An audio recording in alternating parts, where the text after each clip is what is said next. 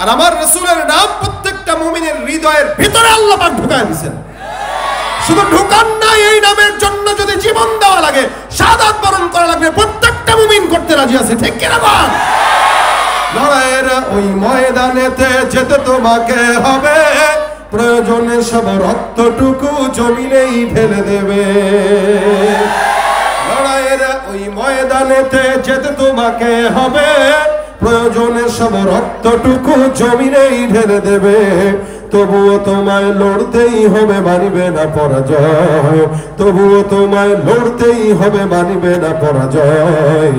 বিপ্লব মানে জীবন দেয়া বসে থাকা নয়, সে কোনদিন আসবে না রে করো যদি ভয়, ঠিক কিনা? আসবে বিজয় রক্ত আর জীবনের বিনিময়, আসবে বিজয় রক্ত আর জীবনের বিনিময়। বিপ্লব মানে জীবন দেয়া বসে থাকা নয়, সে কোনদিন আসবে না রে করো যদি ভয়। আমরা এখানে সবাই মুসলমান, শুধু মুসলমানই নয়, আখিরি জামানার পয়গম্বর মুহাম্মদুর রাসূলুল্লাহ সাল্লাল্লাহু আলাইহি ওয়াসাল্লামের উম্মত। আপনারা বলেন তো, দাম আমাদের বেশি না কম? একটু না অনেক? আল্লাহু আকবার। রাসূল বলেন, সমস্ত দুনিয়ার সব উম্মতদের আগে তোমরা যাবা জান্নাতে। কল্পনা করা যায়? গুনাহ আমরাই বেশি করলাম, জান্নাতে আমরাই আগে যাব, আমরাই। আমার তো দিল বলে, এই জামানায় যে পরিমাণ গুনাহ চলে, এই গুনাহ অন্য কোন নবীর উম্মতরা করে নাই, সুযোগই পায় নাই। একটু করছে তো আল্লাহ পাক ধসায় দিয়েছেন, একটু করছে তো আল্লাহ পাক আসমান থেকে বৃষ্টি দিয়ে ঝড় তুফান দিয়ে ধ্বংস করে দিয়েছেন। আমাদের এই দেশে গুনাহ কম, কথা কয় না? গুনাহের আসবাব কম। যেই কথা, যেই গুনাহের চিন্তা আমাদের বাপ দাদারা কল্পনাতেও করে নাই, ওগুলো এখন আমাদের গোলাবান্না করে, ঠিক না? যেই গুনাহের চিন্তা আমাদের বাপ দাদারা করে না, এগুলো আমাদের বাচ্চারা করে বেড়ায় এখন। এমন কোন অন্যায় নাই, এমন কোন গুনাহ নাই যেটা আমাদের এই বর্তমান সময়ে চলে না। গুনাহ বাড়তেছে, দিন যত যাচ্ছে গুনাহ বাড়তেছে। এরপরেও নবী বলেন, তোমরাই আগে জান্নাতে যাবা। সব নবীর উম্মতদের চেয়ে আমাদের দাম বেশি। আল্লাহর নবী বলেন, তোমরা যদি গরিব হও, অন্যান্য ধনী যারা, এদের 500 বছর আগে তোমরা জান্নাতে ঢুকবা। আপনারা এখানে যারা আছেন অধিকাংশই গরিব, আমিও গরিব, আপনারাও গরিব, ঠিক না? আমাদের দেশে ধনী হইল তারা যারা ট্যাক্স দেয় লক্ষ লক্ষ টাকা, কোটি কোটি টাকা, যারা ওপারে মানুষের জনগণের টাকা চুরি করে পাচার করে বাড়ি করে। আপনার আমার টাকা, সরকারের রিলিফের মাল চুরি করে তারপর আঙ্গুল ফুলে কলা গাছ হয়। আল্লাহর নবী বলেন, ওদের দিকে তাকায় আফসোস করে না, ওদের 500 বছর আগে তোমরা জান্নাতে যাবা। দেখেন আমাদেরকে কত দামি বানাইছে। রাসূল করিম সাল্লাল্লাহু আলাইহি ওয়াসাল্লামের উম্মত হিসেবে আমাদের সকলের মনের একটা চাওয়া যে আমরা নবীর সাথেই জান্নাতে যাব ইনশাআল্লাহ। আপনাদের আছে নি এই চাওয়াটা? সবার আছে? আল্লাহ কবুল করুন। সবাই চাই। যদি বলি আপনারা সবাই কার সাথে জান্নাতে যাবেন, বলবেন নবীর সাথেই যাব। যারা বলেন নবীর সাথে যাব, আপনি তাকায় দেখবেন চেহারায় দাড়ি এখনো রাখতে পারে নাই, কথা বলে নাই, অথচ সে রাসূলের সাথে জান্নাতে যাবে কিন্তু দাড়ি নাই। নবীর সাথে জান্নাতে যাবে কিন্তু চুল লাগছে আর্জেন্টিনার খেলোয়াড়ের মতো, ব্রাজিলের খেলোয়াড়ের মতো, এমন চুল এখান দিয়ে টাক্কু উপরে চোখা, এমন এমন অবস্থা মনে হয় সজারুর কাটা যেরকম চোখা, ওর চুলের হালত এমন চোখা। এরপরে প্যান্ট যে পরে এই পর্যন্ত ছিঁড়া, এখানে ছিঁড়া, এখানে ছিঁড়া, পিছনে ছিঁড়া, পাছায় ছিঁড়া, আছে কিনা?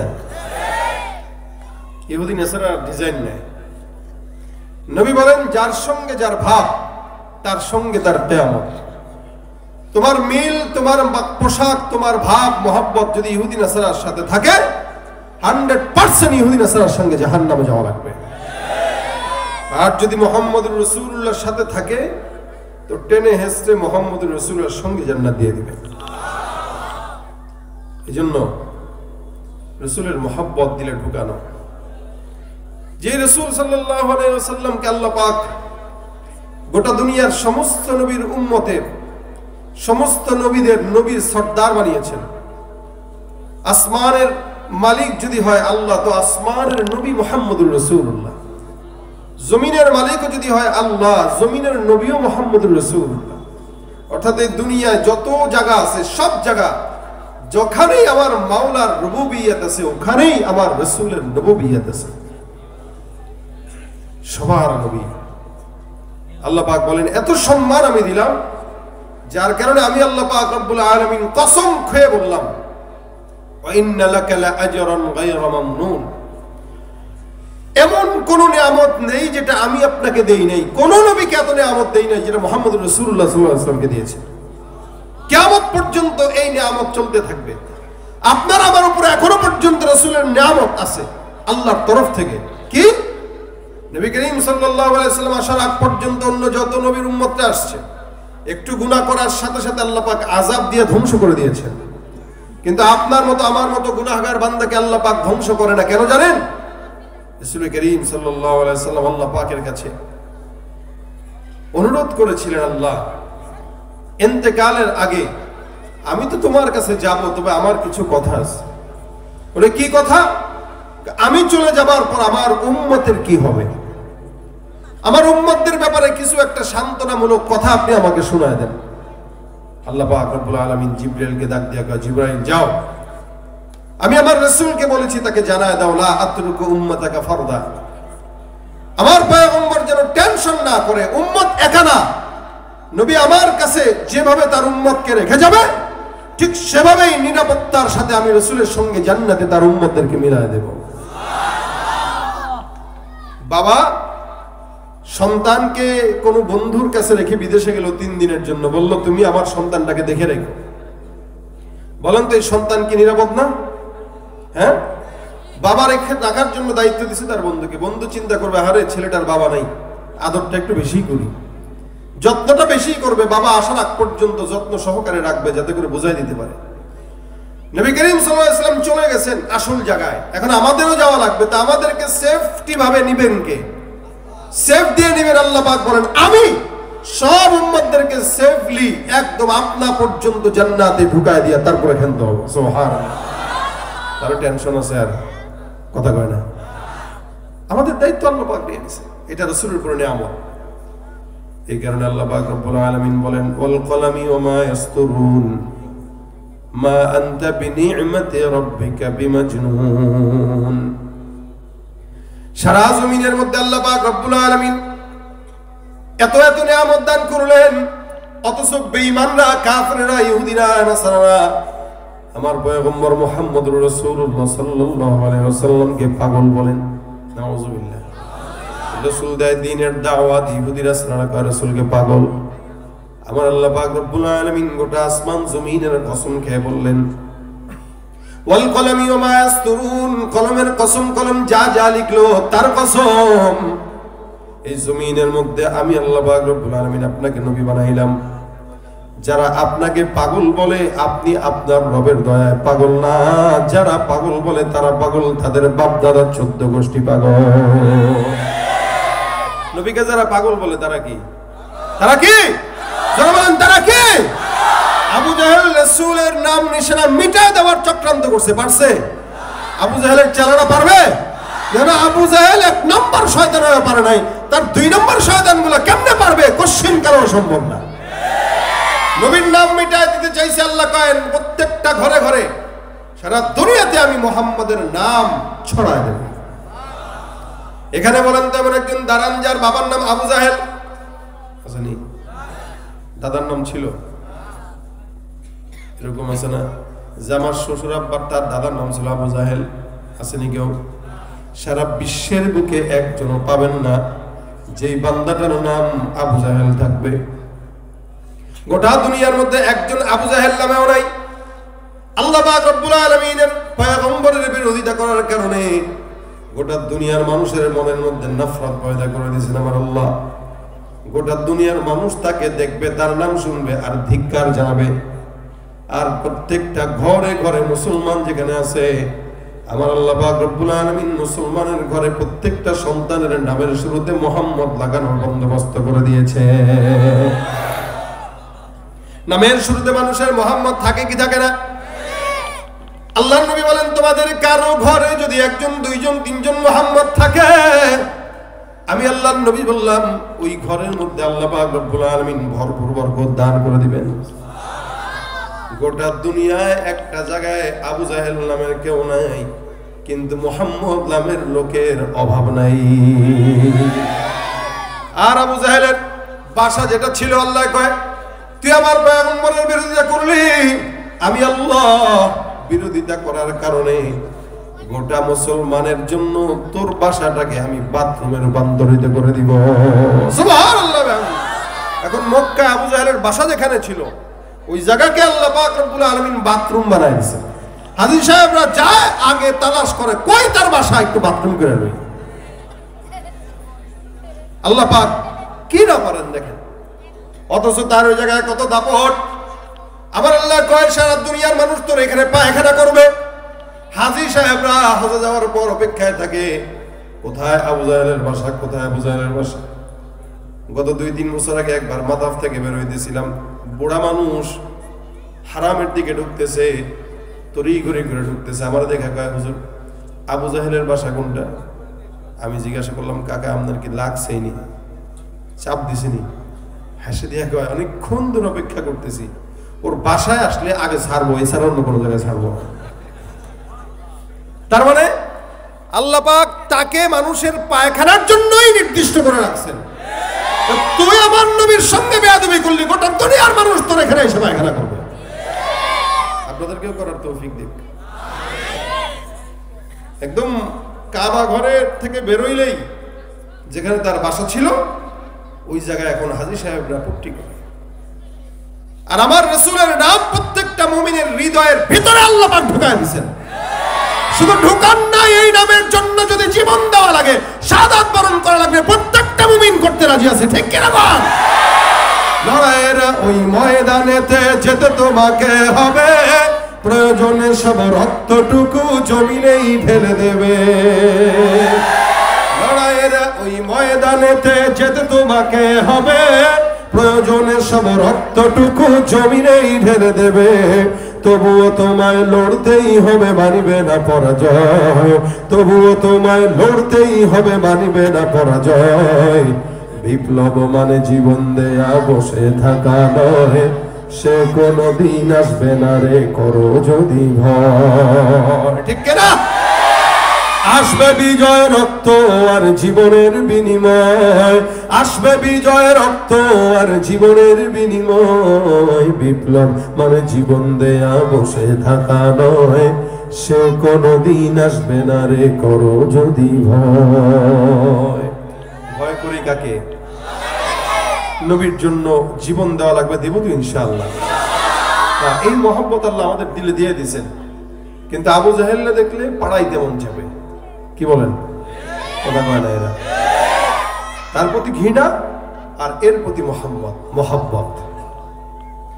ভাইরা আমার দেখেন, এত নিয়ামত আল্লাহ পাক রব্বুল আলামিন পয়গম্বর সাল্লাল্লাহু আলাইহি ওয়াসাল্লামকে দান করলেন, যার কারণে নবী করিম সাল্লাল্লাহু আলাইহি ওয়াসাল্লামকে কোরআনে আল্লাহ পাক যত জায়গায় ডেকেছেন, অন্যান্য সমস্ত নবীদেরকে আল্লাহ পাক কোরআন ডাকার প্রয়োজনীয়তা অনুভব করলেন যখন, তাদেরকে নাম ধরে ধরে ডাকলেন। আদম পয়গম্বরকে আল্লাহ পাক রব্বুল আলামিন বলেন, ইয়া আদম উসকুন আনতা ওয়া যাওজুকাল জান্নাহ। আদমকে আল্লাহ পাক নাম ধরে ডাকে।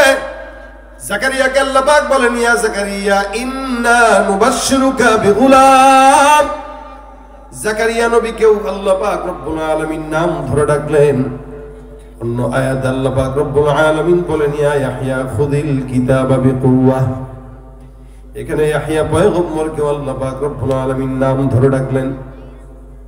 অন্য আয়াত আল্লাহ বলেন, ইয়া নূহু বিতু বিসালামিন মিন্না। নূহ পয়গম্বরকেও নাম ধরে ডাকে।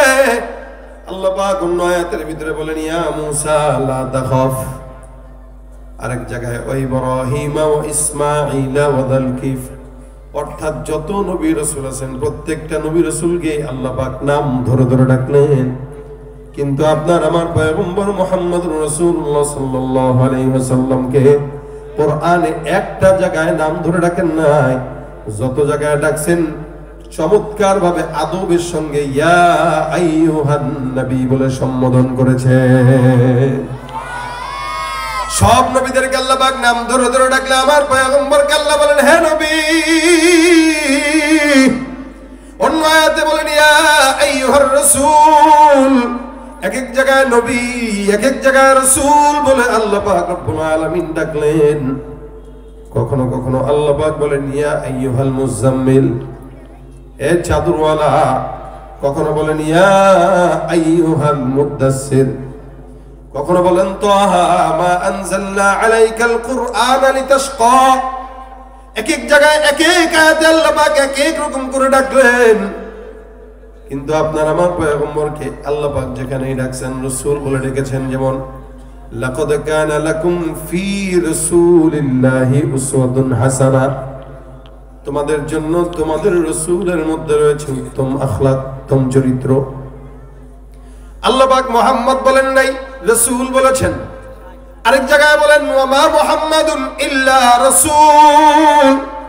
যদিও কোন জায়গায় মুহাম্মদ উল্লেখ করলেন, ওই মুহাম্মদের পাশে আল্লাহ পাক রব্বুল আলামিন ছোট্ট করে রাসূলটাও লাগায় দিয়েছেন। সুবহানাল্লাহ।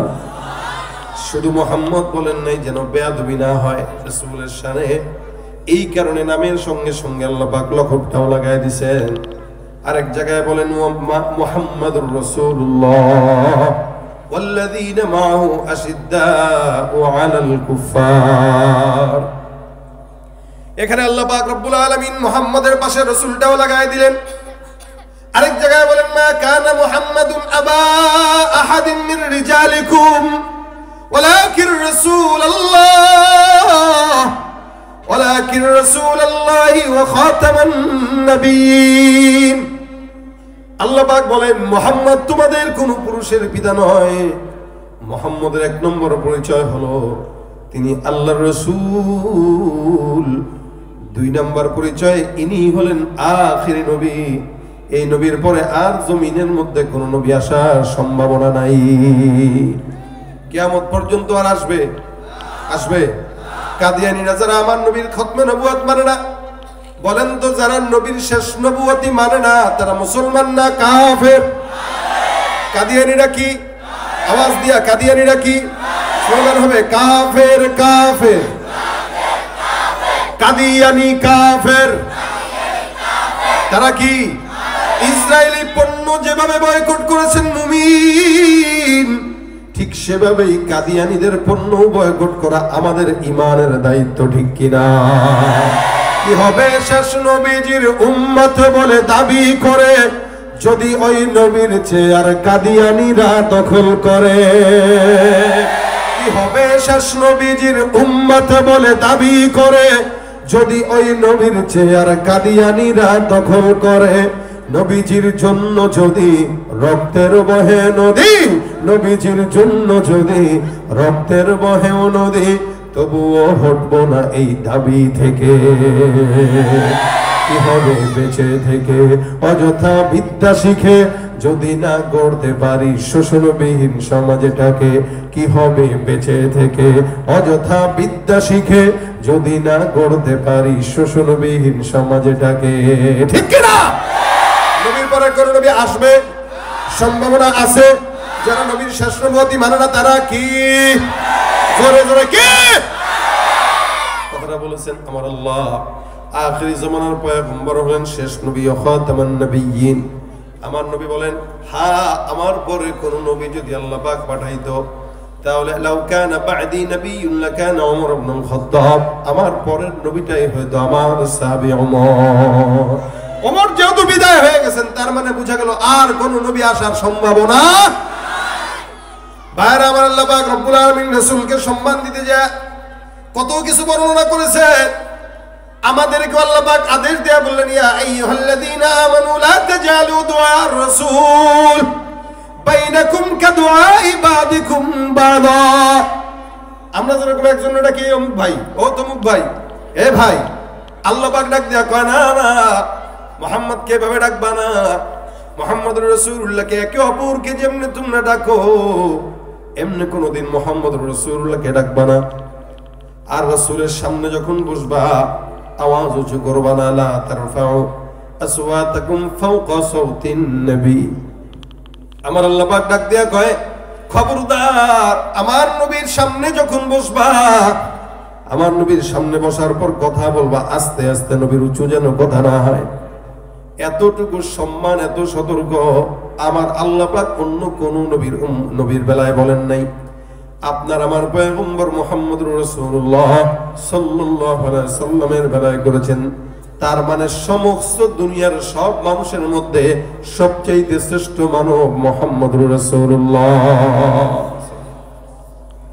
শুধু তাই না, রাসূল বলেন কেউ আমার নাম শুনলো আর দুরূদ পড়লো না, তার উপরে আল্লাহ পাকের লানত গজব। আমার আল্লাহ পাক ডাক দিয়া বলেন, ইল্লাল্লাহু ওয়া মালাইকাতুহু ইউসাল্লুনা আলান নবী।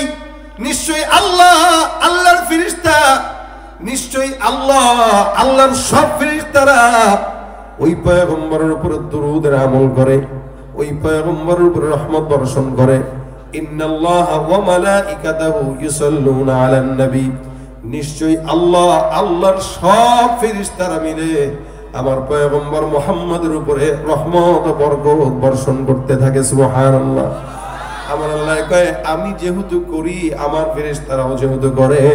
এই ইমানদার, সাল্লু আলাইহি ওয়া সাল্লিমু তাসলিমা, তোমরাও আমি আল্লাহর মতো ওই পয়গম্বরের উপর রহমত বর্ষণ করো। রহমত বর্ষণ কেমনে হয় বলেন? সাল্লাল্লাহু আলাইহি ওয়াসাল্লাম বলে না, জোরে বলেন, আবার বলেন। এই যে একবার বললেন, নবী বলেন, মান সাল্লা আলাইহি সালাতান ওয়াহিদাতান সাল্লাল্লাহু আলাইহি আশারা। কেউ যদি আমার উপরে একবার দুরূদের আমল করে, আমার আল্লাহ ওই বান্দার উপরে 10 বার রহমত নাজিল করে দিবে। শুধু আল্লাহ একা করে না, আল্লাহর ফেরেশতারাও করে। বলেন তো ফেরেশতা কয়জন? কতগুলা গুনতে পারবেন? নবী বলেন, বাইতুল্লাহ ঠিক উপরে বাইতুল মামুর আছে, আসমানে বরাবর ঘর। এই ঘরটা যদি আসমান থেকে ফেলে দেওয়া হয়, সোজা বাইতুল্লাহর উপরে বসে যাবে। নিচে বাইতুল্লাহ তাওয়াফ করে আল্লাহর বান্দা, আর উপরে তাওয়াফ করে আল্লাহর ফেরেশতা। আল্লাহর নবী সাল্লাল্লাহু আলাইহি ওয়াসাল্লাম বলেন, নিচের বাইতুল্লাহ যারা তাওয়াফ করে তারা যতবার মন চায় ততবার তাওয়াফ করবে, কোনো বাধা নাই। একটা মানুষ 100 বার যদি তাওয়াফ করে কেউ বাধা দিবে না। এই কারণে আমাদের দেশের মানুষরা প্রতি বছর হজে যায়, উমরা করে, কোনো বিধি নিষেধ নাই। কারণ বান্দা তো নির্দিষ্ট, বান্দাকে গণনা করা যায়। আর ঠিক তার বরাবর উপরে বাইতুল মামুর, ওই বাইতুল মামুর আল্লাহর কিছু ফেরেশতারা তাওয়াফ করে। বলে কিছু ফেরেশতা মানে কতগুলা? একবার তাওয়াফে 70,000 ফেরেশতা করে। যেই ফেরেশতা একবার তাওয়াফ করে আর জিন্দেগিতে কোনোদিন সুযোগ আসে না। তার মানে বুঝেন কত কোটি কোটি ফেরেশতা।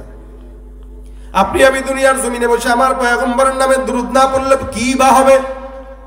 আমার আল্লাহ পাক রব্বুল আলামিন আমার পয়গম্বরের প্রশংসার জন্য একাই যথেষ্ট। আমার আল্লাহ পাক রব্বুল আলামিন আমার পয়গম্বরের নাত গাওয়ার জন্য একাই যথেষ্ট। আপনি আমি গাইলেও কি, না গাইলেও কি। আল্লাহ নবী সাল্লাল্লাহু আলাইহি ওয়াসাল্লাম বলেন, কেউ যদি আমার উপর রহমত বর্ষণ করে, আল্লাহ পাক কিছু নির্দিষ্ট ফেরেশতাকে আল্লাহ পাক রব্বুল আলামিন রেডি রাখে, যে সকল ফেরেশতারা আমার রওজায় ওই বান্দার নাম, বাবার নাম, এলাকার নাম, বয়স, প্রত্যেকটা ডাটাকে আমি পয়গম্বরের রওজায় নিয়ে আসে। যে ব্যক্তি যত বেশি আমি পয়গম্বরের নামের দুরূদ আদায় করবে, ওই বান্দা তত আগে আগে আমি পয়গম্বরের সুপারিশ পেয়ে যাবে। এ মুসলমান, আল্লাহ নবী সাল্লাল্লাহু আলাইহি সাল্লামের নামের বরকতে বান্দা সুপারিশ পেয়ে যায়। অনেক বড় বুজুর্গ হযরত শিব্বির রহমাতুল্লাহি আলাইহি, উনি একবার হজের সফরের মধ্যে গেলেন। যাওয়ার পরে বাইতুল্লাহ তাওয়াফরত একটা যুবককে দেখলেন। উনি বলেন, আমি হজ করতেছি আর বাইতুল্লাহ তাওয়াফ করতেছি, সাফা মারওয়া সাই করতেছি। এই সাফা মারওয়া সাই করার সময় আমি একটা যুবককে খেয়াল করলাম। আল্লাহর ঘর যখন তাওয়াফ করি তখনও খেয়াল করলাম, সাফা মারওয়া যখন সাই করি তখনও খেয়াল করলাম। আমি বিভিন্ন দোয়া পড়ি আর এই যুবকটা কেবল জবানের মধ্যে একটাই দোয়া পড়ে, যুবকটা অন্য কোনো দোয়া নয়, যুবকটার জবানে একটাই দোয়া, সাল্লাল্লাহু আলাইহি ওয়াসাল্লাম, সাল্লাল্লাহু আলাইহি ওয়াসাল্লাম, সাল্লাল্লাহু আলাইহি ওয়াসাল্লাম। তাওয়াফ সাই করার পর আমি যুবককে হাত ধরে বললাম, হে যুবক, এই প্রত্যেকটা সফরের মধ্যে তোমাকে আমি দেখলাম বারবার আমার নবীর উপরে দুরূদের আমল করার জন্য। তুমি কি এছাড়া অন্য কোনো দোয়া দুরূদ শিখো নাই? অথচ আমার আল্লাহ পাক কোরআনে কত দোয়া জানাই দিয়েছে। বান্দা আল্লাহর ঘর তাওয়াফ করবে আর বলবে, রব্বানা আতিনা ফিদ দুনিয়া হাসানাতাও ওয়া ফিল আখিরাতি হাসানাহ ওয়া কিনা আযাবান নার। হাজার হাজার দোয়া, কত দোয়া আছে, সমস্ত দোয়া বাদ দিয়া কেবল দুরূদের দোয়া কেন তুমি করলা? তুমি আমাকে এটার ফজিলত সম্পর্কে বলো। যুবক ডাক দিয়া বলে, হুজুর, আমি হাজার সমস্ত দোয়া বাদ দিয়ে আল্লাহর নবীর নামের দোয়া পড়ার অন্যতম কারণ, আমার সঙ্গে এমন ঘটনা একটা ঘটে গেছে, যে ঘটনার জন্য আমি নিজে আমার জবানে আমার পয়গম্বরের নাম উঠায় নিয়েছি। আমি বাগদাদ শহর থেকে হজের সফরে আমি আমার বাবার সঙ্গে রওনা। আমার বাবা প্রতিমধ্যে একজন মাজুর মানুষ অসুস্থ হয়ে গেল। অসুস্থ হওয়ার পর আমরা এলাকার মধ্যে কোনো একটা জায়গায় যখন আমরা স্থান নিলাম, তাঁবু টাঙালাম, আমার বাবার সেবা শুশ্রূষা করলাম, হাকিম দাওয়াত দিলাম, কিন্তু কোনোভাবে আমার বাবাকে আমি সুস্থ করে তুলতে পারছিলাম না। দিন যত যায় আমার বাবার অসুস্থতা তত বৃদ্ধি পায়। বারবার আমার বাবার প্রতি আমার এখন ভয় ঢুকে গেল, না জানি আবার হজের সফরের মধ্যে আমার বাবার ইন্তেকাল হয়ে যায়। আমি আমার বাবার জন্য বারবার দোয়া করি, আল্লাহ, হজের সফরে আছি, বাবাকে নিয়ে যাচ্ছি, তুমি আমার বাবাকে হায়াত দাও। কিন্তু আমার বাবা অবশেষে জমিনের হায়াত আর পেল না, আল্লাহ পাক তাকে উঠায় নিয়ে গেলেন, ইন্তেকাল হয়ে গেল। আমি একা হয়ে গেলাম। আমি আমার বাবার ইন্তেকালের পরে লক্ষ্য করলাম আমার বাবার চেহারাটা একদম কুৎসিত কালো, একদম কেমন যেন হয়ে গেছে। চেহারার ভিতরে তাকাইলে মানুষ বলেই মনে হচ্ছিল না। আমি পেরেশানিতে পড়ে গেলাম, বাবার চেহারা কুৎসিত কালো হওয়ার কারণ কি? এমন সুন্দর সুঠাম দেহের একজন মানুষ, এই বাবার চেহারাটা কুৎসিত কালো হয়ে যখন গেল, আমি চিন্তা করলাম কিছু মানুষকে নিয়ে ধরে জানাজার নামাজ পড়ে সুন্দর করে কাফন দাফনের ফয়সালা করে দেই। কিন্তু এলাকার ভিতরে কিছু মানুষকে যখন ডাকলাম, যখন আমার বাবার চেহারার দিকে তাকাইলো, একজন মানুষ জানাজা পড়ার জন্য আর তৈরি হইল না। সবাই বলতেছে তোমার বাবা নিশ্চিত মুনাফিক। মুনাফিক বলে আল্লাহ পাক তার চেহারার ভিতরে এখন বিতর্কিত, তার চেহারা এদিক সেদিক করে দিল, এলোমেলো করে দিল। চেহারার ভিতরে নূর নাই, কালো, একদম বিকৃত পশুর মতো কেমন যেন চেহারা দেখা যায়। এমন লোকের জানাজার নামাজ আমরা পড়তে পারবো না। এলাকার একটা মানুষ আমার বাবার জানাজার নামাজ পড়তে আসে না। আমি পেরেশান হয়ে গেলাম, কি করব কি করব, আমার বাবাকে কেমনে কাফন দাফনের ফয়সালা করব। এলাকার কাউরে চিনি না, আমি একজন মুসাফির, আমার বাবার হালত কি হবে? আমি আমার বাবার কিনারায় চিন্তা করতে করতে ক্লান্ত শরীর নিয়ে ঘুমায় পড়লাম। ঘুমের মধ্যে স্বপ্ন দেখলাম আকায়ে নামদার মুহাম্মদুর রাসূলুল্লাহ সাল্লাল্লাহু আলাইহি ওয়াসাল্লাম আমার স্বপ্নে হাজির। আমি তাকায় দেখলাম ঘরের মধ্যে ঢুকলো, আমার বাবার চেহারার দিকে আমার রাসূল আসলেন। সুন্দর করে আমার পয়গম্বর আমার বাবার চেহারার দিকে হাত বোলায় দিলেন, হাতটা মুছে দিলেন। আমি তাকায় দেখলাম হাত মোছার পর আমার বাবার চেহারাটা সুন্দর নুরানি হয়ে গেছে। আমি নবীকে জিজ্ঞাসা করলাম, ইয়া রাসূলুল্লাহ, আমার বাবার চেহারা কালো হওয়ার কারণ কি, আর সুন্দর বা কিভাবে হলো? নবী আমার ডাক দেয়া কয়, যুবক, তোমার বাবার প্রতিদিন আমার রওজায় 100 বার অথবা 1000 বার দুরূদের আমল পৌঁছাইতো। যেই উম্মত আমার নামে দুরূদের আমল পৌঁছায়, আমি আল্লাহর পয়গম্বর ওই বান্দাকে কোনোদিন ভুলি না। আমি পয়গম্বর ওই বান্দাকে সুপারিশ করে করে আল্লাহর জান্নাতে নিয়ে যাই। নবী করিম সাল্লাল্লাহু আলাইহি ওয়াসাল্লামকে আমি স্বপ্নে দেখলাম, ঘুম থেকে জেগে গেলাম। আমি আবার ঘুম থেকে জাগার পর সর্বপ্রথম আমার বাবার দিকে তাকাইলাম। আমার বাবার চেহারার দিকে তাকায় দেখি, আল্লাহু আকবার, যেই বাবার চেহারাটা কুৎসিত ছিল আল্লাহর কসম আমার বাবার চেহারার দিকে তাকায় দেখি নূরে নূরান্বিত আলোকময় হয়ে গেছে। এখন আমার মন খুশি। এলাকার মানুষদেরকে ডাকলাম, কোথায় কে আসো? আমার বাবার চেহারা সুন্দর হয়ে গেছে, আসো জানাজার নামাজ পড়ায় দাও। আল্লাহর বান্দা কয়েকজনকে ডাকলাম। এলাকার মানুষ যখন জানাজার নামাজের জন্য দাঁড়ায় গেল, আমি জানাজার নামাজ শেষ করার পর তাকায় দেখি কোত্থেকে যেন হাজার হাজার মুসল্লি আমার বাবার জানাজায় হাজির। আমার বুঝতে বাকি নাই, রাসূল আমাকে স্বপ্নে বলে গেছে, কেউ যদি রাসূল পয়গম্বর সাল্লাল্লাহু আলাইহি সাল্লামের নামের দুরূদের আমল করে, আল্লাহর নবী ওই বান্দাকে কোনোদিন ভুলেন না। যে নবী সাল্লাল্লাহু আলাইহি সাল্লাম এত দয়ার নবী, যেই নবী এত মায়ার নবী, যেই নবী উম্মতকে ভুলে না, উম্মত যদি আমার পয়গম্বরকে ভুলে তাহলে কিন্তু পয়গম্বর উম্মতের কাছেও যাবে না। এ মুসলমান, রাসূল করিম সাল্লাল্লাহু আলাইহি সাল্লাম বলেছেন, দুরূদের আমল করলে আমি পয়গম্বর ভুলবো না। আমি সিদ্ধান্ত নিলাম, আমার বাবার এমন কোন গুনাহ, যেই গুনাহের কারণে আমার বাবার মৃত্যুর পর, এই মৃত্যুর পর চেহারাটা কুৎসিত হয়ে গেল, আবার রাসূলের নামের দুরূদের বরকতে আলোকময় হয়ে গেল। আজ থেকে আমি নিয়ত করলাম, যতদিন হায়াত পাবো ততদিন আমার পয়গম্বরের নামের দুরূদের আমল করব।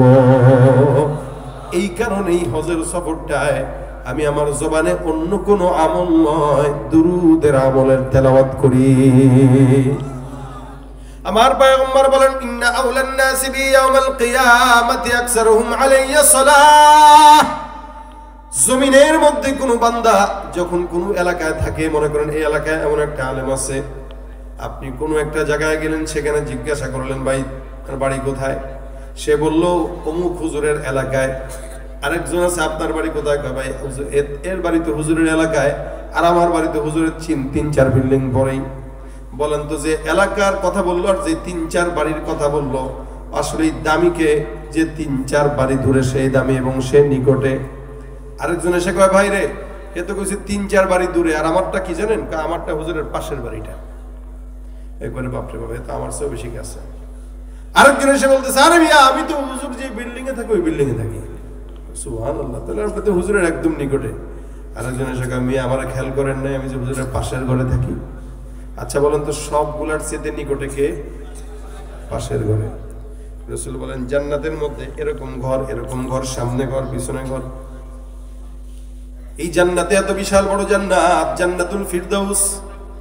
এই জান্নাতুল ফিরদাউসটা এত বড় নিয়ামত। নবী বলেন, জান্নাত যখন চাইবা আল্লাহর কাছে জান্নাতুল ফিরদাউস চাইবা, কারণ জান্নাতুল ফিরদাউসে বান্দারা যখন বসবে, ওই জান্নাত থেকে আসমানে আমার মাওলার আরশ বান্দা নিজে দেখতে পাবে। জান্নাতুল ফিরদাউস থেকে বান্দা সরাসরি আল্লাহ পাকের আরশ দেখবে। শুধু তাই না, জান্নাতুল ফিরদাউসে যখন বান্দারা যাবে, ওই জান্নাতুল ফিরদাউসে সব নবীদের জান্নাত স্থান। ওই জান্নাতুল ফিরদাউসে আল্লাহ পাক রব্বুল আলামিনের সমস্ত পয়গম্বরের সাহাবাদের স্থান। জান্নাতুল ফিরদাউসে আল্লাহর খাঁটি বান্দাদের স্থান। জান্নাতুল ফিরদাউসে দ্বীনের পক্ষে শাহাদাত বরণ করা শহীদদের স্থান। জান্নাতুল ফিরদাউসে যদি যাই, ইনশাআল্লাহ তাকায় দেখবো ওই যে বাবা আদমকে দেখা যায়। কি বলেন, ঠিক না? কখনো বসে থাকবেন, খালি নবীকে কি দেখবেন নাকি? মনে করেন বাজারে বেরোইছেন বাজার করার জন্য, এখন কবেন জান্নাতে আবার বাজার আছে কিনা? অবশ্যই আছে, ডিজিটাল বাজার। মনে করেন চেহারাটা পছন্দ হইতেছে না, অনেকদিন হয়ে গেছে, দুধ একটু পাল্টানি দরকার, যা চেহারা পাল্টাই দিয়ে আসবেন। সুবহানাল্লাহ, কালকে চেহারা পাল্টাই দিতে পারবেন যখন যা মন চায়। এমন কোনো কিছু নাই যেটা জান্নাত আল্লাহ দিবে না। নবী বলেছেন, এটা বলার মতো জবান কারো নাই, কোনো চোখও দেখে নেই, কোনো দিলও অনুভব করতে পারবে না। জানি না আমরা কি আছে, তবে আল্লাহ যা দিবেন ওটা বান্দা কল্পনাও করতে পারবে না। জান্নাতুল ফিরদাউসে যখন যাবেন, দেখবেন ওই যে আদম পয়গম্বরকে দেখা যায়। বাবা আদম ডাক দিবেন, আব্বা জান্নাত থেকে আসার গল্পটা একটু শুনান না, কি মজা লাগবে নি। বাবা আদমকে দেখবেন। কখনো তাকায় দেখবেন ওই যে জাতির পিতা ইব্রাহিম নবীকে দেখা যায়। সুবহানাল্লাহ। ইব্রাহিম নবী বিচার দিবেন, আব্বা দুনিয়াতে ভুল করে আপনারা বাদ দিয়ে আরেকজনের জাতির পিতা কইছিলাম, বাধ্য করছিল আমগরে। কথা কয় না? কি করছিল? আমগরে বাধ্য করে এতদিন জাতির পিতা আরেকজনের ডাকাইছিল, কিন্তু আমরা ইচ্ছা করে ডাকি নাই, মাফ করেন। জাতির পিতা কে? জোরে বলেন, আরো জোরে বলেন। ইব্রাহিম নবী। এই মনে রাখবেন, পিতা বেশি হইলে জন্মের ঠিক থাকে না, ঠিক না? তা আমাদের পিতা একটাই, আর জাতির পিতা ইব্রাহিম, আদি পিতা আদম। এছাড়া আমাদের কোনো আব্বা আছে? নাই। আর কোনো আব্বা নাই। শ্বশুর আব্বা আছে, শ্বশুর আব্বার আব্বা কোন সমস্যা নেই, কিন্তু এছাড়া যারা তারা আব্বা ডাকবেন তার মানে বুঝে গেল আপনার জন্মে কিছুটা ঝামেলা থাকতেও পারে। ইব্রাহিম নবীরে বলবেন আব্বা আপনারে তো পছন্দ করি। ইসমাইলে বলবেন কিরে আপনার সঙ্গে হুজুর একটু কোরবানির ঘটনাটা আমাদেরকে বলেন। কখনো জান্নাতে আসবেন, তাকায় দেখবেন সিদ্দিকে আকবর আবু বকরকে দেখা যায়। কখনো জান্নাতে এদিক দিয়ে যাবেন, দেখবেন ওমর ফারুককে দেখা যায়। কখনো তাকায় দেখবেন হুসাইন আহমদ মাদানিকে দেখা যায়। কখনো দেখবেন শাইখুল হাদিসকে দেখা যায়। কখনো দেখবেন ইমাম আবু হানিফাকে দেখা যায়। কখনো দেখবেন ইমাম বুখারীকে দেখা যায়। এই মুসলমান কখনো দেখবেন কিরে মোহাম্মদপুরের বসিলার ব্রিজের গোড়ার বাড়ির দোস্তরে দেখা যায়। কিরে দোস্ত তুই কেমনে এলি বেটা, টাউট গিরি তুই কম করছিস না? দোস্ত কবে বেটা ওই যে লাউদোলা যুব সমাজের মাহফিলে সাইদ সাহেবের বয়ানে শুনেছিলাম দুরূদ পড়লে নাকি আল্লাহ রাসূলের সাথে জান্নাত দিব। ওই দিনের পর থেকে পড়ছিলাম, তো আজকের জান্নাতে আসার পিছনে ওই দুরূদটাই কারণ। সুবহানাল্লাহ। বেটা আমিও তো বেটা যেই গুনাহ করছি আর বাটপারি করছি, জান্নাত কি এত সহজ ছিল? আমিও রাসূলের দুরূদের বরকতেই জান্নাতে আসছি। পেতে পারে কিনা কথা কয় না? নবী ডাক দেয়া কয় জান্নাতে আমার পাশের ঘর থাকবে, ডান পাশে বাম পাশে সামনে পিছনে। আল্লাহর নবী বলেন যেই ব্যক্তি আমার জান্নাতের পাশের ঘরে থাকবে কে জানো? যেই ব্যক্তি আমি নবীর উপরে যত বেশি দরুদ পড়বে সেই ব্যক্তি আমি নবীর তত কাছের ঘরে থাকবে। সুবহানাল্লাহ ওয়া বিহামদি। মুহাম্মদ হামিদে হামদে খুদা বস, খুদা মদহে আফরি মুস্তফা বস।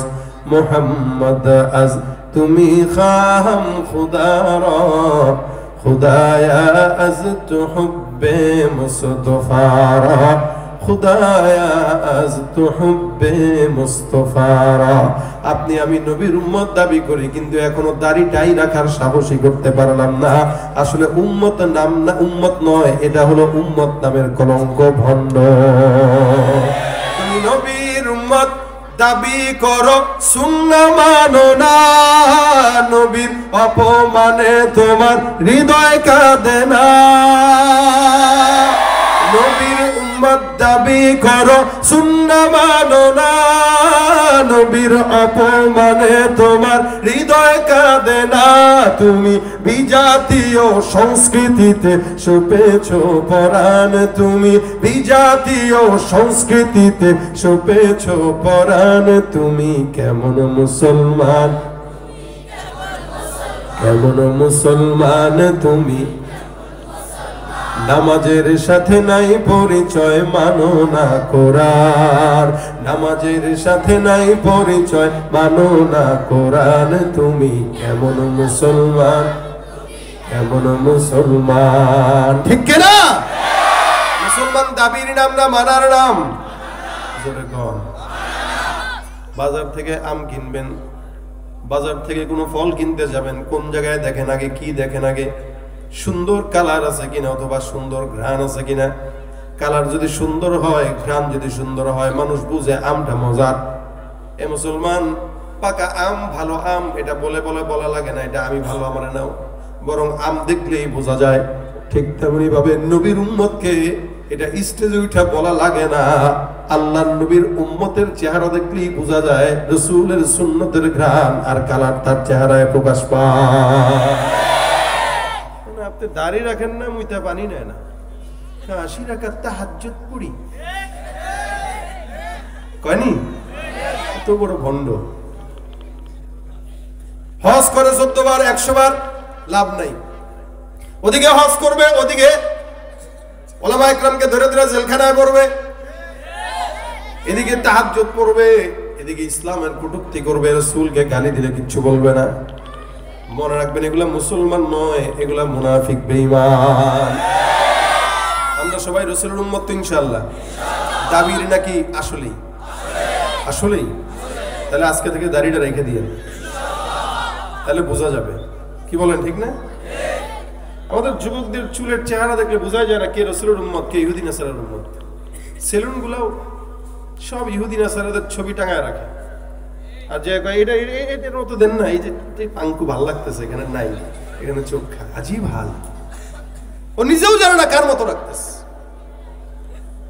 এই শুনেন, এক সাহাবী রাসূলের কাছে এসে বলতেছেন, হুজুর আমার কাছে আবু বকরের মতো আমল নাই, ওমরের মতো আমল নাই, লেকিন আপনার মহব্বত আছে, আমি কি জান্নাত পাবো? রাসূল বলেন, আরে রাসূলের মহব্বত দিলে আছে তো রাসূলের সাথেই জান্নাত পাবা। আমি দিলে মহব্বত রাখলে বোঝা যাবে না? কথা কয় না। আপনি আপনার বউরে মহব্বত করেন কিন্তু গোলাপ দেন না। আপনার বউ কবে কিপটা জামাই একটা পাইছে, দুনিয়ার কিপটা, 10 টাকা দিয়ে গোলাপ কিনতে পারে না। এই গোলামের ঘরে এসে আমার জিন্দেগি গেছে। কি বলেন? যারা বিবাহিত, কারা কারা বিবাহিত হাতটা তুলেন। মাশাআল্লাহ। আপনারা বিবির জন্য গোলাপ কিনবেন, ঠিক আছে? কথা কয় না। বিবিকে কি দিবেন? গোলাপ ফুল দিবেন। বিবির মন চায় না, পাশের বাড়ির ভাবিরে ঠিকই দেন। এই জন্য বিবিকে দিবেন, নিজের কন্যাকে দিবেন, ফুল কিনে নিয়ে যাবেন। এটা ভালোবাসার বহিঃপ্রকাশ। ভালোবাসা থাকলে মাঝে মাঝে হাদিয়া দিতে হয়। বিবিকে হাদিয়া দিবেন, মাকে হাদিয়া দিবেন, বাচ্চাকে হাদিয়া দিবেন, মাঝে মাঝে চমকায় দিবেন। এটা আলামত। আর আপনি ভালোবাসেন বলেন কিন্তু 40 বছর সংসারে একটা জিনিস কোনোদিন দেন নাই, আপনার বিবি কইব এটা হলো কনজুস জামাই। অথবা আপনার বিবি আপনাকে কোনোদিন কিছু গিফট করে নাই, আপনি কইবেন বউ পাইছি একটা, এসে কত ভালো পাইতাম, দুধ কি নিছি। এটা মহব্বতের আলামত হইল কি করা? হাদিয়া দেওয়া, ভালোবাসা। খালি মুখে মুখে না, অন্তর থেকে। আপনি রাসূলকে মহব্বত করেন, ভালোবাসেন, কিন্তু আপনি রাসূলকে কোনোদিন বলেন নাই রাসূল আমি আপনাকে ভালোবাসি, এই শব্দটা কোনোদিন বলেন নাই। বলেন রাসূল আমি আপনাকে ভালোবাসি। মাঝে মাঝে বলবেন নবী একা একা, আল্লাহুম্মা সাল্লি আলা মুহাম্মদ, আল্লাহুম্মা সাল্লি আলা মুহাম্মদ, ইয়া রাসূলুল্লাহ আমি আপনাকে দিল থেকে ভালোবাসি রাসূল, উহিব্বুকা ফিল্লাহ, রাসূল আমি আপনাকে আল্লাহর জন্য ভালোবাসি রাসূল। এই ভালোবাসাটা নবী বলেন, এই ভালোবাসাটাই তোমাকে জান্নাতে ঢুকায় নিয়ে যাবে। ভাই আমল আর কয়টা আছে আমাদের? আসেনি আমল? না নামাজ পড়ি ঠিক মতো, না রোজা রাখি ঠিক মতো, না দাড়ি আছে, না দ্বীনের পথে চলি ঠিক মতো। আমল দিয়ে আমরা কেউ জান্নাত পাবো না, লেকিন মহব্বত দিয়ে জান্নাত পাবো। রাসূলের মহব্বত দিলে ঢুকান, ইন্নাকা মা মান আহবাবতা। আর মহব্বতের সবচাইতে বড় ওয়াসিতা হলো রাসূলের উপরে দুরূদ শরীফের আমল। কি আমল? বলেন সাল্লাল্লাহু আলাইহি ওয়াসাল্লাম, সাল্লাল্লাহু আলাইহি ওয়াসাল্লাম, সাল্লাল্লাহু আলাইহি ওয়াসাল্লাম। নবী বলেন কেউ একবার বললো 10টা গুনাহ মাফ, 10 বার রহমত নাজিল, 10 বার সম্মান আল্লাহ পাক বুলন্দ করে দিবেন। এই জন্য হাতের কাজ আছে, পায়ের কাজ আছে, জবানের কোনো কাজ থাকে না। হ্যাঁ, জবানের একটা কাজ থাকে, বসে বসে গীবত করা। কেউ ঠিক নেই? ওরে আল্লাহ হুজুরে এই, হুজুরে এই কোয়েন গীবত করেন। গীবত করলে আপনাদেরকে আমি ধন্যবাদ দিব, থ্যাংক ইউ। কারণ আমার গুণাগুলো আপনারা নিজের উদ্যোগে নিবেন আপনাদের কাছে। আবার এখানের কারো গীবত করবেন, তাদের গুণাগুলোও নিবেন, আপনার নেকিগুলো তাদেরকে দিবেন। এজন্য গীবত বেশি বেশি করেন, নাকি বুঝেও না করার টিম। গীবত করা যাবে? করতে মন চাইলে মায়ের গীবত করবেন। হ্যাঁ, কথা কয় না। কার গীবত করবেন? যদি করতেই মন চায় তাহলে মায়েরটা করেন, বাবারটা করেন। কেন জানেন? একটা কারণ আছে, আমি বলতেছি এই কারণে। আমার গীবত না করে, মাদ্রাসার হুজুরের গীবত না করে, ইমামের গীবত না করে নিজের মায়ের গীবত করবেন। এতে হবে কি? আপনার মা যেহেতু আপনারা কষ্ট করে বড় করছে, পেটে ধারণ করছে, অন্তত আপনার নেকিগুলা মায়ের কাছে যাবে, মায়ের গুনাহগুলো আপনার কাছে আসবে। এই উসিলায় আপনার মাটা জান্নাতে যাবে। ঠিক আছে না? গীবত করতে মন চাইলে মায়ের গীবত করেন, বাপের গীবত করেন, তাহলে অন্তত আপনার উসিলায় আপনার মা বাবা জান্নাত পাইল। কিন্তু অযথা চিনেন না, জানেন না, আরেকজনের নামে গীবত টিবত করে তারা জান্নাতে পাঠানোর কি দরকার? এই জন্য জবান দিয়ে যখন সময় হবে তখনই সাল্লাল্লাহু আলাইহি ওয়াসাল্লাম, সাল্লাল্লাহু আলাইহি ওয়াসাল্লাম, সাল্লাল্লাহু আলাইহি ওয়াসাল্লাম বলেন না, সাল্লাল্লাহু আলাইহি ওয়াসাল্লাম, সাল্লাল্লাহু আলাইহি ওয়াসাল্লাম, সাল্লাল্লাহু আলাইহি ওয়াসাল্লাম। সওয়াব না গুনাহ হয়। বউদেরকে বলবেন বিবিরা বাচ্চাকে দুধ পান করানোর সময় সাল্লাল্লাহু আলাইহি ওয়াসাল্লাম পড়বা। নিজের বিবিকেও বলবা তুমি প্রতিদিন 100 বার পড়বা, আমিও পড়বো, ঘরে মুহাসাবা করবেন। তুমি আমাকে বলো, আমি তোমাকে বলি। বাচ্চাকে বলবেন বিবি রান্না করবে দুরূদ পড়বে, আপনি অফিসে যাবেন দুরূদ পড়বেন, বাসে বসে রয়েছেন দুরূদ পড়বেন, হুন্ডা চালান দুরূদ পড়বেন, গাড়িতে বসে আছেন দুরূদ পড়বেন, অফিস আদালতে বসা দুরূদ পড়বেন। যখন সময় হয় জবানে প্রত্যেকদিন কমস কম 100 বার থেকে 1000 বার পর্যন্ত দুরূদ পড়েন। নবী করিম সাল্লাল্লাহু আলাইহি ওয়াসাল্লামের সামনে আপনার নাম ঠিকানা সহ চলে যাবে। যত বেশি নাম যাবে তত বেশি চিনবে, যত বেশি চিনবে তত আগে সুপারিশ করে জান্নাতে নিয়ে যাবে। রাজি আছি তো ইনশাআল্লাহ? এই 2 দিন ব্যাপী মাহফিলের প্রথম দিন আজকে সব ওয়াজ ভুলে গেলেন মনে করেন। যদি জিজ্ঞাসা করি আগের হুজুর কি বলছে বলতে পারবেন না। তার আগের হুজুর কি বলছে ওটা কি আর মনে থাকে? আগেরটাই তো মনে নেই, তাহলে আমারটা তো মনে থাকবে। কথা কয় না? আমার পরে তার কোনো ওয়াজ আছে নাকি? শেষ। তার মানে আমারটা মনে থাকবে, আর এটা ছোট্ট। এই জন্য আজকে থেকে নিয়ত করবেন যত বড় বিপদ হোক, মুসিবত হোক, প্রত্যেকটা বিপদে মুসিবতে জবানে একটা ছোট্ট শব্দ উঠাবো, সাল্লাল্লাহু আলাইহি ওয়াসাল্লাম। দোকানে ব্যবসায় বরকত নাই, সাল্লাল্লাহু আলাইহি ওয়াসাল্লাম। বিপদে পড়ছেন, সাল্লাল্লাহু আলাইহি ওয়াসাল্লাম। টেনশনে আছেন, সাল্লাল্লাহু আলাইহি ওয়াসাল্লাম। যত বড় মুসিবত হোক, প্রত্যেকটা মুসিবতে যদি দুরূদ পড়েন ইনশাআল্লাহ আল্লাহ আপনার সঙ্গী হয়ে যাবে। আরে দোয়া করলেও রাসূলের নাম না নিলে আল্লাহ দোয়া কবুল করে না। যেই দোয়ার মাঝে এবং শুরুতে দুরূদ নাই, ওই দোয়া আসমান এবং জমিনের মাঝামাঝি জায়গায় বসে থাকে। যখন দুরূদ পড়া হয় তখন ওটা আল্লাহ পাক উঠায় নিয়ে যায় আসমানে। তার মানে দুরূদ ছাড়া কোনো কাম আসেনি। রাজি আছি পড়বে ইনশাআল্লাহ? কারা কারা নিয়ত করছে হাতটা উঠান, দেখেন। আল্লাহ তুমি কবুল করো, সহজ করো, আমিন। যারা এখানে নিয়ত করছেন তাদেরকেও সহজ করো, যারা বাসা বাড়িতে বসে বসে নিয়ত করছে তাদের জন্য সহজ করো। এই আমল হলো আজকে এটা এই আমলটা রাসূলের নামের বরকতে আপনি ইনশাআল্লাহ সব বিপদ থেকে হেফাজত করবেন। মাহফিলে আসলাম, শুনলাম, বসলাম, চলে গেলাম, কিছু মনে থাকলো না, এতে কামিয়াবি না। কামিয়াবি হলো এই জায়গায় যে আজকে 20 জন অথবা 50 জন অথবা 100 জন এই একটা ছোট্ট কাজ বাসা পর্যন্ত নিব ইনশাআল্লাহ। আল্লাহ পাক আমাদের সকলকে তৌফিক দান করুক, বলেন আমিন। এই আজকের চাঁদ উদ্যান লাউতলা যুব সমাজ এলাকাবাসীর উদ্যোগে এই মাহফিলটার সার্থকতাটা এই জায়গায়। যারা আজকে আয়োজন করেছে টাকা দিয়ে, শ্রম দিয়ে, মেধা দিয়ে, বুদ্ধি দিয়ে, মাশওয়ারা দিয়ে, আল্লাহ পাক প্রত্যেকের সহযোগিতাকে কবুল করুন, তাদের সকল জীবনের নেক আশাগুলো পূরণ করুন। সকলের জন্য দোয়া করব আল্লাহ পাক যেন আমাদের সকলকে আজকের এই মজমাকে নাজাতের উসিলা বানায় দেয়, আমিন। দুরূদ পড়ুন, আল্লাহুম্মা সাল্লি আলা সাইয়্যিদিনা ওয়া নাবিয়্যিনা ওয়া শাফিঈনা ওয়া হাবিবিনা মাওলানা মুহাম্মদ সাল্লাল্লাহু আলাইহি ওয়া আলা আলিহি ওয়া আসহাবিহি ওয়া বারিক ওয়া সাল্লিম। আস্তাগফিরুল্লাহ রাব্বি মিন কুল্লি যামবি ওয়া আতুবু ইলাইহি। লা হাওলা। শুনেন, অনেক রাত হয়ে গেছে, মানুষকে ডিস্টার্ব করার কোনো যুক্তি কথা নেই। আসে হ্যাঁ বলা তোলা চুপ থাকুন। এই আশেপাশের সব বাসা বাড়ি বিশ্ব নবীর অপমানে যদি না কাঁদে তোমার মন, মুসলিম নয় মুনাফিক তুমি নবীজির দুশমন।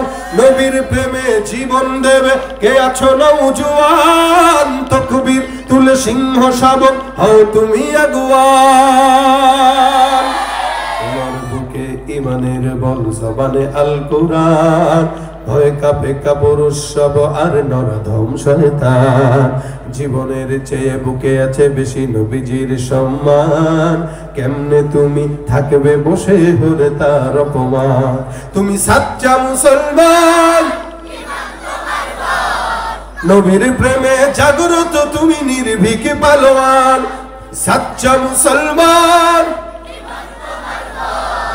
নবীর প্রেমে জাগ্রত তুমি নির্ভীক পালোয়ান। লিল্লাহি তাকবীর, আল্লাহু আকবার।